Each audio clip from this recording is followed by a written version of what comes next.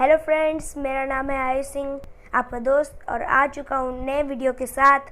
दोस्तों, आज हम लोग अर्थ के फॉर्मेशन से आज तक को जानेंगे कि कैसे ये अर्थ इतना सुंदर हुआ और बना ब्लू प्लैनेट।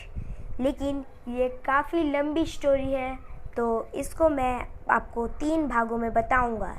सबसे पहले भाग में मैं आपको जीवन के शुरू होने से पहले का बताऊंगा, फिर मैं जीवन से शुरू होने से और फिर डायनासोर के विलुप्त होने से बताऊंगा, फिर डायनासोर के विलुप्त से आज तक बताऊंगा। मतलब 3 हिस्सों में मैं आपको ये पूरी जानकारी दूंगा।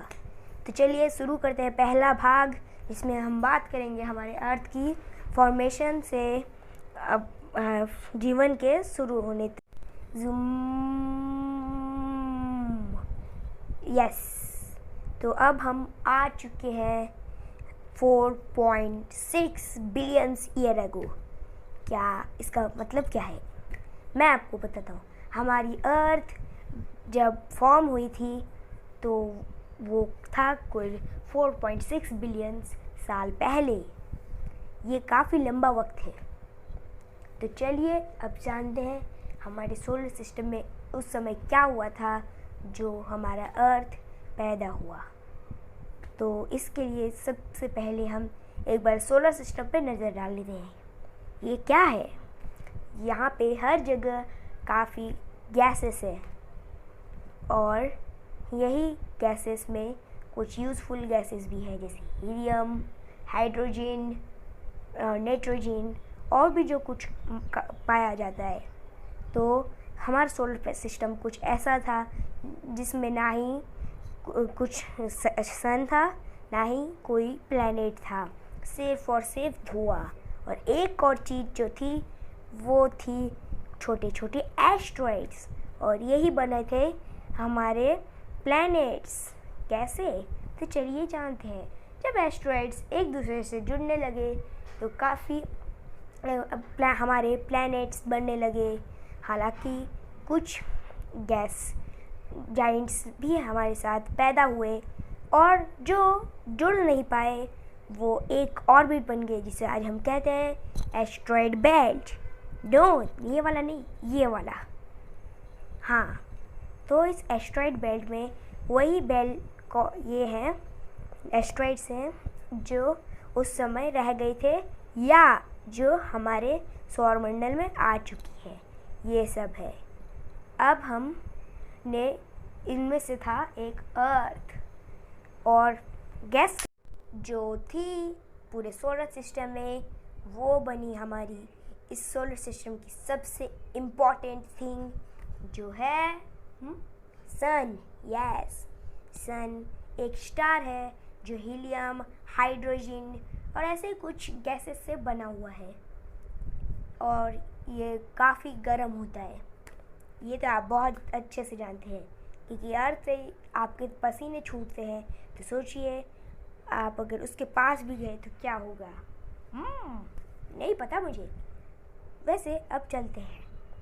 लेकिन जब हमारा अर्थ पैदा हुआ था तो वो ऐसा नहीं दिखता था, बल्कि ऐसा नहीं था कि हर तरफ पानी, बहुत अच्छी हर तरफ पहाड़, बर्फ़ और भी बहुत कुछ जो हम आज देखते हैं वो बिल्कुल नहीं थी। लेकिन ये आज हम कैसे देख रहे हैं, तो इसके लिए हमें थोड़ा सा और आगे चलना होगा और जानना होगा कि अर्थ असल में था क्या था उसमें। वो उस समय वीनस जैसे ही काफ़ी ख़तरनाक था। वहाँ पे हर जगह ज्वालामुखी फूटते थे, हज़ारों किलोमीटर तक लावा फैले रहते थे। और क्लाउड्स की बात किया जाए तो एसिड बहुत ही डेंजरस होता है दोस्तों। तो एसिड के क्लाउड्स हर जगह फैले हुए थे। लेकिन अर्थ का टाइम भी आएगा, और आया भी। और कैसे आया तो ये भी जानते हैं। अर्थ के टाइम के आने की वजह ये थी कि बम्बार्डमेंट। ये कैसा बम्बार्डमेंट था ये मैं आपको बताता हूँ। ये बम्बार्डमेंट था जिसका नाम था दी लेट एंड हैवी बम्बार्डमेंट। इस बम्बार्डमेंट में जो एस्ट्रॉइड बेल्ट्स थे उसमें काफ़ी सारे एस्ट्रॉइड्स अपना रास्ता भटक चुके थे और वो सारे इनर प्लैनेट्स में आने लगे। इनर प्लैनेट्स, अब ये कौन सा एक प्लैनेट है? ये असल में कोई प्लैनेट नहीं है, बल्कि हमारे जो 4 अंदर के प्लैनेट हैं जो एस्ट्रॉइड बेल्ट के, उन्हें बोलते हैं इनर प्लैनेट, जिसमें मरकरी, वीनस, अर्थ और मार्स है। तो इन्हीं से टकरा ये एस्ट्रॉइड। आपको लग रहा होगा कि ये तो बहुत बुरा हुआ, लेकिन यही तो हमारी असली वजह थी जब हमारे यहाँ पर पानी आया। कैसे? वैसे भले ही ये एस्ट्रॉइड्स कितने भी गर्म हो जाए, लेकिन इनके अंदर आइस था। आइस जो टकराने के बाद मेल्ट हो गई, वो बनी हमारी पानी, और इसी तरह हुई पानी की शुरुआत। साथ ही साथ कुछ ऐसे, जो पानी था, आप वाटर साइकिल तो जानते ही होंगे, तो उसमें जो एवेपोरेशन हुआ पानी का, उससे क्लाउड्स आए, जिससे पानी आया, ना कि एसिड। तो ये अच्छा हुआ कि हमारा पूरी 75% जो थी लैंड, पूरी जो लावा से भरी हुई थी, वो अब 75% हो गई थी पानी की, और बचे कुछ जो लैंड्स थे वो छोटे छोटे द्वीपों जैसे लग रहे थे। लेकिन अब बात यहीं पे नहीं रुकती है। हम जो चांद देखते हैं वो इन एस्ट्रॉइड से नहीं बनी है। चांद में ग्रेविटी थोड़ी सी होती है, आप तो ये जानते हैं। तो चलिए अब जानते हैं चांद कैसे बना। मार्स प्लैनेट इस सोलर सिस्टम का 7th बिग प्लैनेट, वीनस के बाद जो बड़ा प्लैनेट आता है वही है। और इसी प्लैनेट की जैसा एक बड़ा एस्ट्रॉइड, खूब बड़ा, हमारे अर्थ से टकरा गया, और इस टकराने की वजह से अर्थ से काफ़ी सारा लैंड हवा में चला गया। हवा में, ये वाला हवा नहीं, मतलब कि स्पेस में चला गया। लेकिन ये जल्द जो थी चीज़, वो हमारे मून का फॉर्म ले लिया, और इसी तरह हमारा बना ये मून। वाओ, अमेजिंग, हमारा मून भी बन गया। और हमारा मून फिर हमारे को चक्कर लगाने लगा, क्योंकि एज यू नो हमारे पास थी एक स्ट्रॉन्ग चीज़ जिसको हमारे साइंटिस्ट ने किया था डिस्कवर, और जो थी ग्रेविटी।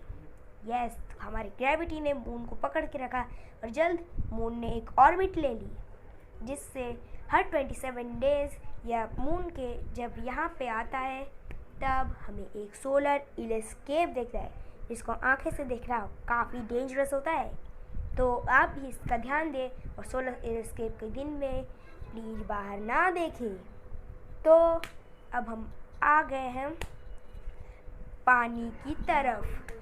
अब हम जो ज़मीन आज देखते हैं वो कैसे आई, इसके लिए एक महाखंड बना। कैसे?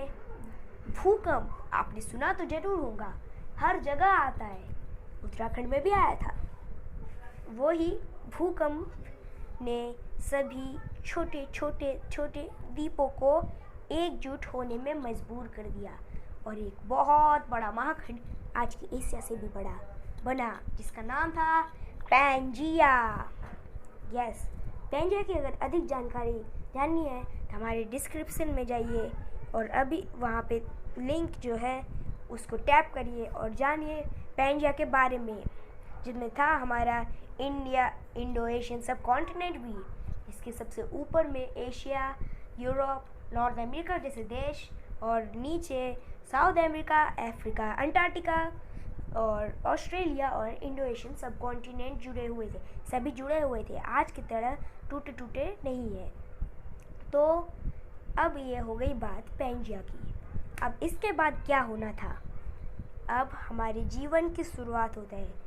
तो 1 मिनट पार्ट 1 ख़त्म होता है।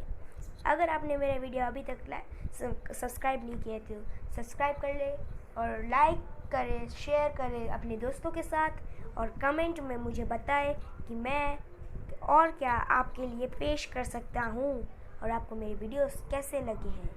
और बेल आइकन को ज़रूर दबाना, क्योंकि अगर आप बेल आइकन को नहीं दबाएंगे पार्ट 2 मिस हो जाएगा।